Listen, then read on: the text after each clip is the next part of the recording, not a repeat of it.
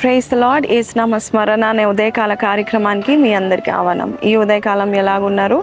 ప్రభు దయలో ఆయన కృపలో ఎదుగుతున్నారని, ఆయన మంచి హస్తం, కరుణా హస్తము మరి మీ మీద ఉందని నమ్మి విశ్వసించి వాగ్దానం విందాం. ఇర్మియా గ్రంథము 23వ అధ్యాయం 5వ వచనము.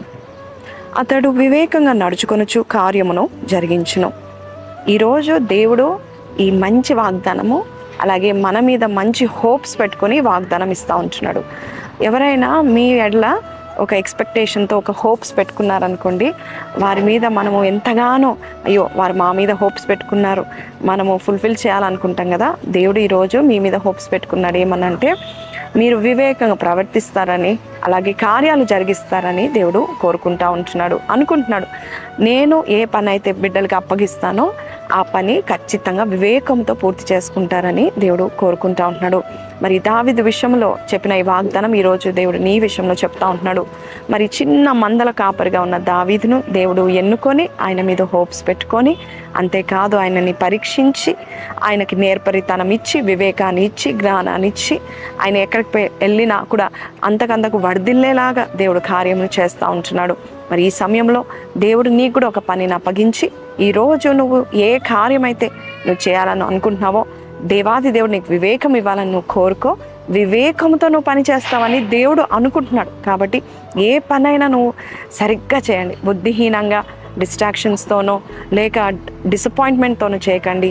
ఏ కార్యమైనా దేవుడు నీ పక్షాన్ని నుండి ఆ కార్యం సఫలం చేయడానికి ఇష్టపడతా ఉన్నాడు. కాబట్టి ఈరోజు నీవు వివేకముతో కార్యం చేయండి. మొన్నటి వరకు ఉన్న ఆ బుద్ధిహీనత క్యారీ ఫార్వర్డ్ చేసుకోకండి. ఖచ్చితంగా మూర్ఖంగా ప్రవర్తించే వారికి దేవుడు జ్ఞానాన్ని ఇవ్వడు, టాలెంట్స్ని ఇవ్వడు. ఖచ్చితంగా దేవుడు నీవు ఆ పని పూర్తి చేసుకుంటావని నమ్మి నీకు వివేకాన్ని ఇచ్చాడు.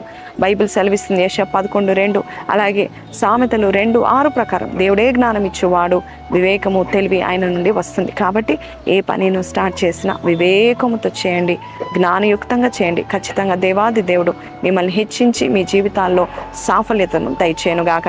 చిన్న ప్రార్థన చేస్తాను, కళ్ళు మూసుకోండి. ప్రార్థన. పరిశుద్ధుడా మహోన్నతుడగు తండ్రి, ఈరోజు మాకు ఇచ్చిన వాగ్దానం బట్టి నీకు వందనాలు.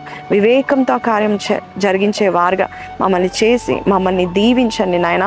మాకు జ్ఞానం లేదు అని ఎవరైతే అంటున్నారో వారికి నీ వివేకము దయచేసి ఆ కార్యం త్వరగా సఫలం చేయండి. ఏ కార్యం పూనుకుంటున్నారో ఆ వర్క్స్ అన్నీ కంప్లీట్ అవటకు సహాయం చేయడానికి నీ వివేకం కోరుకుంటూ నజరేయుడైన యేసు పరిశుద్ధ నామంలో మిక్కిలి వినయంతో అడిగి వేడుకొంచున్నాం తండ్రి, ఆమేన్. సో ప్రైజ్ లార్డ్ అండి. మరి మీరు గొప్ప కార్యాలు చేయబోతున్నారు, వివేకంతో పని చేయబోతున్నారు.